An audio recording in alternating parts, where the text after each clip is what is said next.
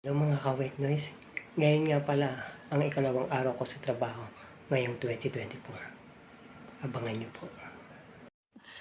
Sana all. Sa mga oras na ito, yung kanyang sinukatan ay akin lalagamin. At yan, nung naputol na namin at nasukatan, amin ang ikakabit.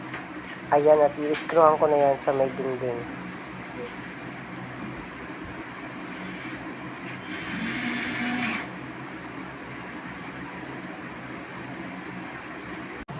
At dito naman ay kinakabit na namin ang pinaka-table na paglalagyan ng mga pulbos, pabango, at kung ano-ano pa.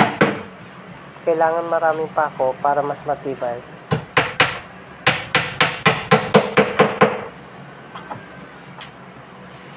Sana all! Habang sinusukatan niya yan, ako naman ay nagliliha.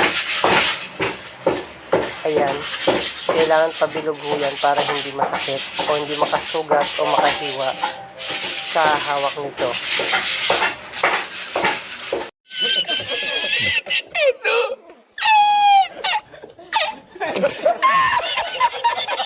At ito na ang day 1, day 2 ng aming work. Thanks for watching. God bless.